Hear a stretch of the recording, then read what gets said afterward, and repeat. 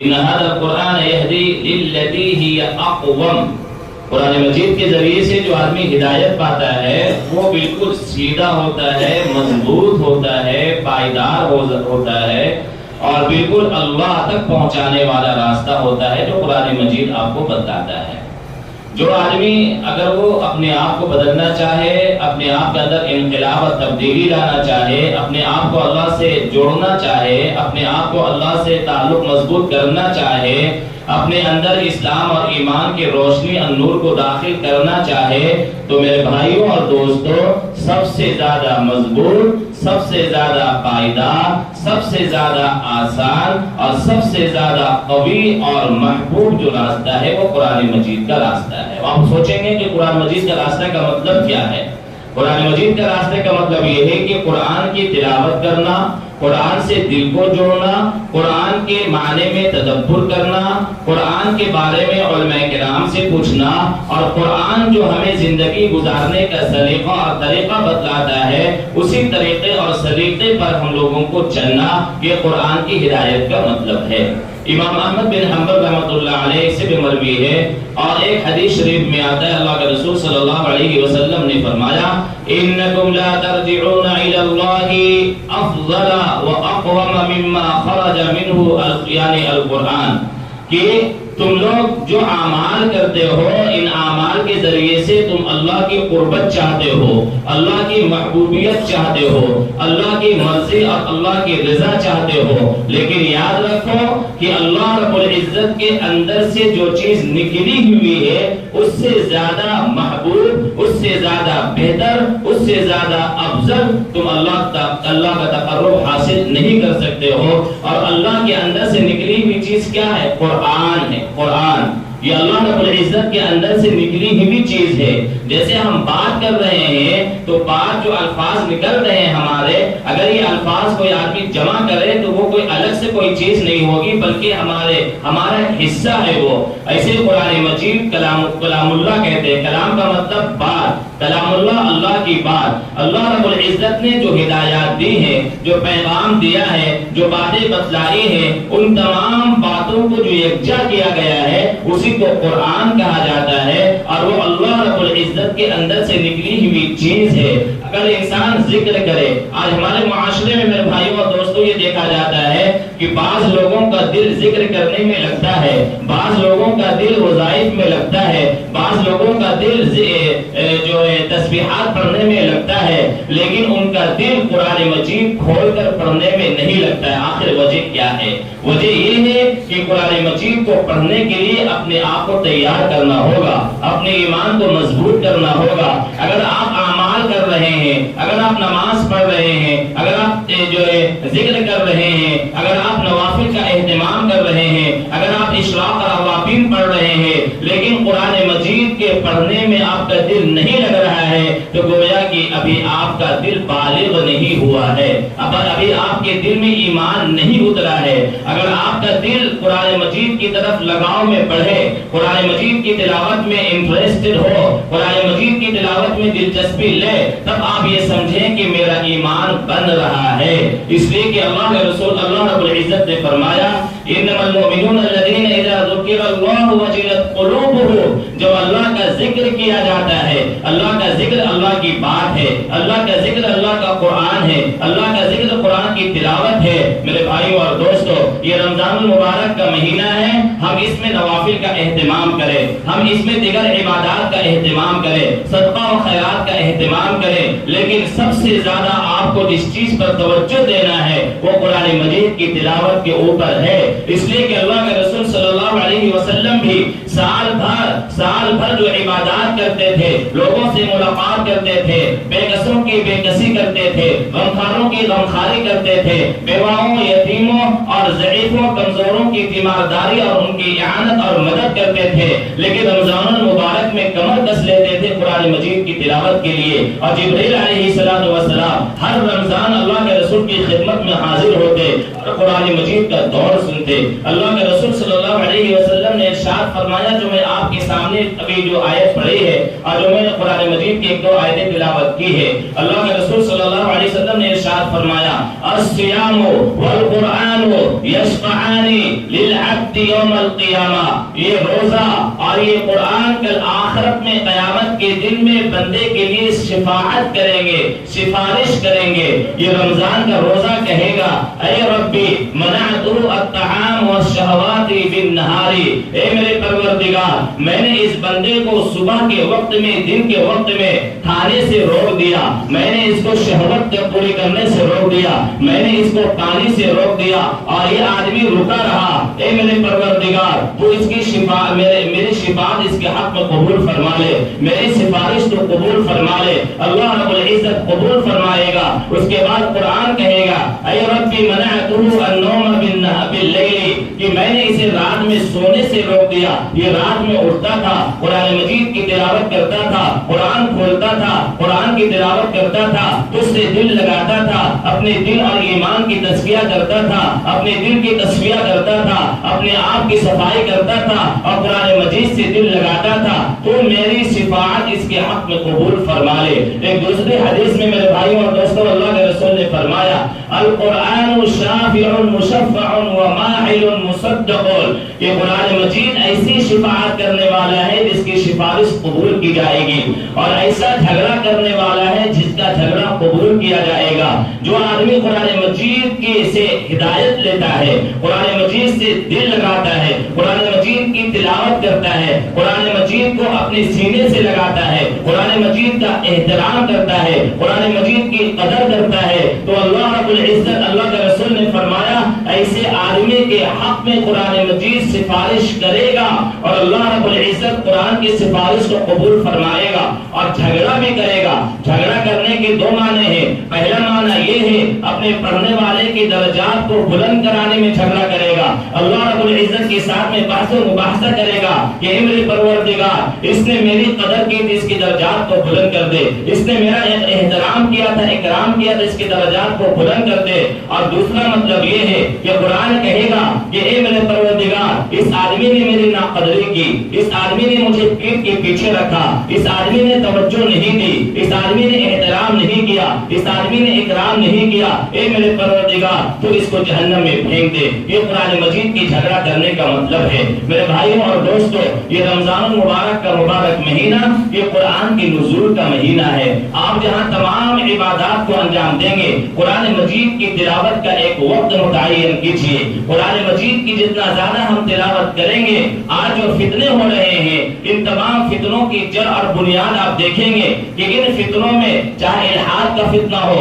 چاہے ارتداد کا فتنہ ہو، چاہے قادیانیت کے فتنہ ہو، چاہے مرزائیت کے فتنہ ہو، چاہے فتنہ گوہر شاہی ہو، چاہے فتنہ علی مرزا کا ہو، چاہے فتنہ شکیلیت ہو، ان تمام فتنوں کا شکار بہت بڑے بڑے دیندار لوگ بھی ہو رہے ہیں، لیکن وہ دیندار لوگ ہیں جن کا تعلق قرآن سے نہیں ہے، جن کی تلاوت نہیں ہے، قرآن کا اہتمام نہیں ہے، دیندار ہو گئے، نماز پر پڑھنے لگ گئے ہیں، ذکر کرنے لگ گئے ہیں، لیکن ان کے دل میں قرآن اترا نہیں ہے۔ اللہ کے رسول صلی اللہ علیہ وسلم کے پاس میں جبریل علیہ السلام تشریف لائے اور اللہ کے رسول صلی اللہ علیہ وسلم سے ارشاد فرمایا، اے اللہ کے رسول ستکون فتن،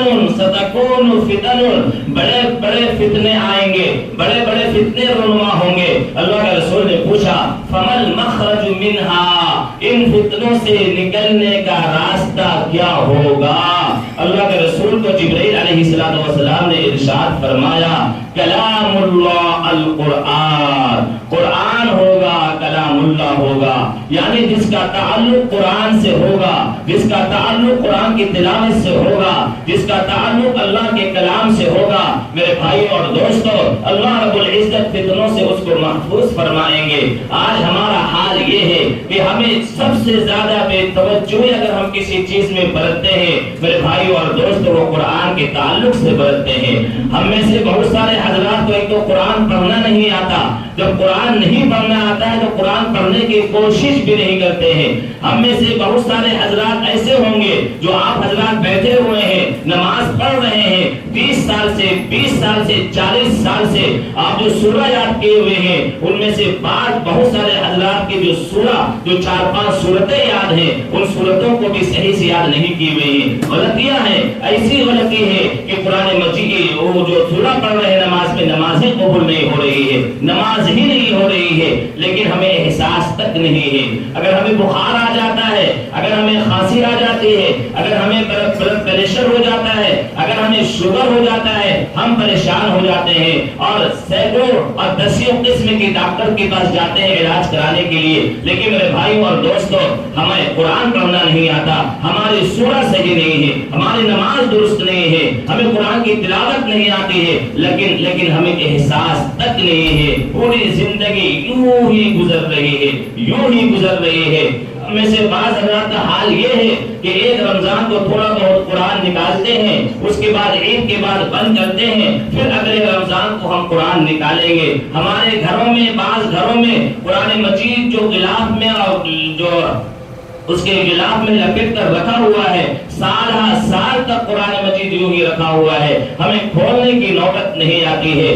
بعض مساجد کا حال یہ ہے کہ وہاں قرآن مجید کسی نے باکس والا ہدیہ کیا اور وہ قرآن مجید باکس والا رکھے اس کو دیمک کھا گیا یا پھر قرآن مجید کے اوراق پھٹ گئے, کوئی آدمی چھوتے ہی نہیں ہے. ہماری اتنی بے توجہی قرآن کے تعلق سے ہے اور ہم شکایت کرتے ہیں اللہ رب العزت سے, ہمارے حالات بدلتے کیوں نہیں ہیں, ہمارے زندگی بدلتے کیوں نہیں ہے, اتنے ظلم کے باوجود ہمارے اوپر مدد آتے کیوں نہیں ہے, اللہ کی رحمت کیوں نہیں نازل ہوتی ہے, فرشتے کیوں نہیں نازل ہوتے ہیں, غزوہ بدر اور غزوہ حنین اور غزوہ احد والا معاملہ ہمارے ساتھ ہوتا کیوں نہیں ہے. میرے بھائیوں اور دوستوں, ہم نے کبھی اپنے گریبان میں جھانک کر دیکھا, کبھی اپنا محاسبہ کیا, ہم کتنا مرتبہ قرآن کھولتے ہیں, کتنا پڑھتے ہیں, اللہ کے قرآن کی اتنی بے توجہی اور اللہ سے ہم مدد مانگ رہے ہیں, اللہ کے سامنے ہاتھ پھیلا رہے ہیں, کہاں سے ہوگا میرے بھائیوں اور دوستوں. قل وللذین آمنوا ھدی وشفاء, قل وللذین آمنوا ھدی وشفاء. اللہ رب العزت نے فرمایا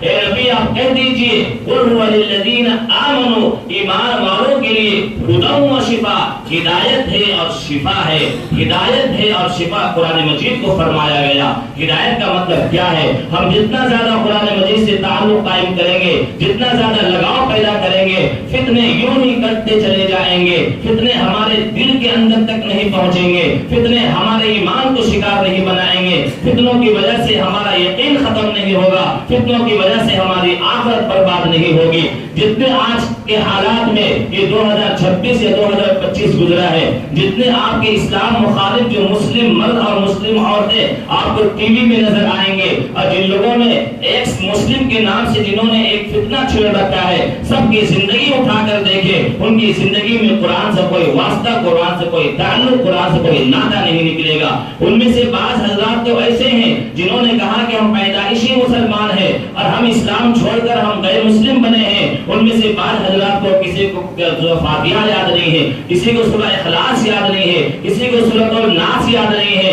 جب ایک چھوٹی سی سورہ یاد نہیں ہے, اب اندازہ کیجیے زندگی کیسی گزری ہوگی. ایسے ہی زندگی گزارنے والے ہوا کے ایک جھونکے میں فتنے کا شکار ہو جاتے ہیں. آپ گھر بناتے ہیں, اگر گھر صرف ریت کا اور بالوں کا بنایا جائے, ہوا کے ایک جھونکے سے وہ گھر تہس نہس ہو جائے گا. لیکن اگر گھر بنایا جائے سیمنٹ سے, جیسے آپ عام طور پر گھر بنایا جاتا ہے, تو یہ ہوا کا مقابلہ کرے گا. میرے بھائیوں اور دوستوں, جتنا زیادہ آپ کی بنیاد مضبوط رہے گی, اتنا زیادہ آپ کی بلڈنگ مضبوط رہے گی. ہماری بنیاد قرآن ہے, ہماری بنیاد اللہ کا کلام ہے, ہماری بنیاد قرآن سے تعلق ہے. ہم نے قرآن سے تعلق چھوڑ دیا اور اللہ میں نے کیا بات کہی تھی, وہ معزز تھے زمانے میں مسلمان ہو کر, وہ معزز تھے زمانے میں مسلمان ہو کر, اور ہم خار ہوئے تارک قرآن ہو کر. میرے بھائیوں اور دوستوں, اللہ رب العزت نے ہمیں موقع عنایت فرمایا ہے, قرآن سے تعلق قائم کرے, ورنہ کل قرآن یہ اللہ کے سامنے بہت خطرناک طریقے سے آپ کے حق میں گواہی دے گا. یہ قرآن لڑے گا اور جھگڑا کرے گا, اس آدمی کو میرے ناقدری کی وجہ سے اس کو جہنم میں پھینک دے. میرے بھائیوں اور دوستوں, یہ قرآن مجید کا مہینہ, یہ رمضان کا مہینہ, ہم اور بھی کام آگے پیچھے کر سکتے ہیں, کام آگے پیچھے کر لیجئے. ایک مہینے کا وقت ہے, یہ سنہرا موقع ہماری زندگی میں پھر دوبارہ آئے یا نہ آئے کسی کو کوئی گارنٹی کے ساتھ کہہ نہیں سکتا ہے. اس لیے اپنے آپ کو قرآن کی تلاوت سے، اگر قرآن نہیں پڑھنا آتا فوراً کسی حافظ صاحب سے رابطہ قائم کیجیے. شرم اور حیا کی بات نہیں ہے، آدمی ہر کام صحیح سے کرتا ہے، لیکن جب دین کی بات آتی ہے، دین کے مسائل کی بات آتی ہے، دین کی سیکھنے کی بات آتی ہے، تو وہاں کسی کو شرم آ جاتی ہے، کسی کو حیا آ جاتی ہے، کسی کو پیسے کی قلت آ جاتی ہے، اور کسی کو وقت کی قلت آ جاتی ہے. اس کا مطلب یہ ہے کہ ہمارے دل میں ہر چیز کی عظمت اور اہمیت ہے، صرف اور صرف دین کی اہمیت اور عظمت نہیں ہے. میرے بھائیوں اور دوستو، یہ قرآن مجید بڑا انمول تحفہ ہے، بڑا انمول تحفہ ہے. اللہ کے رسول صلی اللہ علیہ وسلم نے بڑی ایک پیاری حدیث ارشاد فرمائی ہے، جو آدمی قرآن سے اپنا دل جوڑے گا، قرآن کی تلاوت سے اپنا دل مضبوط کرے گا. اللہ کے رسول نے امام ابو داؤد رحمۃ اللہ علیہ نے حدیث نقل کی ہے، ثلاثة لا يضرهم الفزع الأكبر ولا ينالهم الحساب يوم القيامة. 3 لوگ ہیں جن کو کل قیامت کے دن حساب کتاب سے کوئی خوف نہیں ہوگا، کسی قسم کا کوئی ڈر نہیں ہوگا. یہ 3 لوگ کریں گے کیا؟ جب سارے لوگ حساب کتاب میں پھنسے ہوئے ہوں گے اور دہشت اور وحشت میں ہوں گے، پریشانی میں ہوں گے، بے بسی کے عالم میں ہوں گے. وَهُمْ عَلَى كَثِيبٍ مِّن مِّسْكٍ. یہ 3 قسم کے لوگ مشک کے ٹیلے میں سیر و تفریح کر رہے ہوں گے، مزے اڑا رہے ہوں گے. ان میں سے پہلی قسم ہے رجل قرأ القرآن ابتغاء وجہ اللہ وَأَمَّ بِهِ قَوْمًا وَهُمْ بِهِ رَاضُونَ. سب سے پہلا آدمی وہ ہے جس نے قرآن مجید کی تلاوت اللہ کے خوشنودی کی وجہ سے کی ہو، اور اس نے لوگوں کی امامت اس حال میں کی ہو. ایسی امامت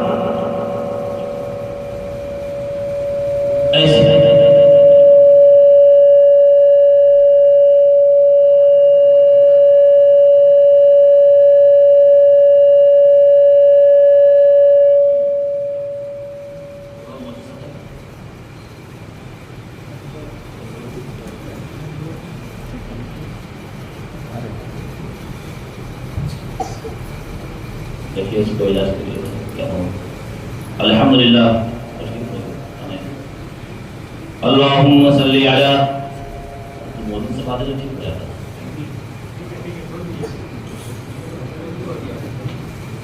اللہ رب العزت ہم لوگوں کو صحیح سمجھ آتا فرمائے، پھر وہ بات میں ہو جاتا آسے پاس رہے. اللہ رب العزت ہم لوگوں کو، ہاں یہ 3 بات جو ہے آپ کو ہم بتا دیتے ہیں، بہت قیمتی بات ہے میرے بھائیوں. قیامت کا خوفناک منظر تو ہم لوگ جانتے ہی ہیں، کیسی حالت وہاں پر ہوگی. نفسی کا پسینے میں ڈوبے ہوئے ہوگے، پسینے میں شرابار اور شرابور ہوں گے لوگ. یہاں تک کہ انبیاء علیہ السلام بھی نفسی کر رہے ہوں گے اپنی جان کے اوپر. ان کو بھی اپنی جان کی فکر ہوگی. صرف اور صرف محمد رسول اللہ صلی اللہ علیہ وسلم کی ذات وہ ہوگی جو اللہ پوری امت کی فکر میں سجدے میں پڑی ہوئی ہوگی. صرف اور صرف ہمارے نبی صلی اللہ علیہ وسلم کا تعلق اور ان کا معاملہ الگ ہے. لیکن میرے بھائیوں اور دوستوں، 3 لوگ اتنے خوش قسمت ہوں گے. پہلا وہ شخص جس نے قرآن مجید کی تلاوت کی ہو اللہ کے خوشنودی کے لیے، اور امامت کی ہو اس طریقے سے کہ لوگ اس سے راضی اور خوش ہوں. لوگ اس سے راضی اور خوش ہو. یہ شرف ہر امام کو ملنا چاہیے، اور مجھے امید ہے کہ آپ حضرات میرے پیچھے نماز پڑھتے ہیں تو انشاءاللہ آپ لوگ راضی ہوں گے. اگر کبھی کچھ غلطی ہو جائے کبھی تو آپ لوگ معاف کر دیجئے، تاکہ آخرت میں یہ مقام ہمیں مل پائے، آخرت میں یہ نعمت اور یہ انعام ہمیں مل پائے انشاءاللہ. دوسرا شخص وہ ہے رجل ینادی الصلوات الخمس ابتغاء وجہ اللہ. دوسرا آدمی وہ ہے جو 5 وقت کی نماز کے لیے لوگوں کو بلاتا ہو، یعنی کہ مؤذن.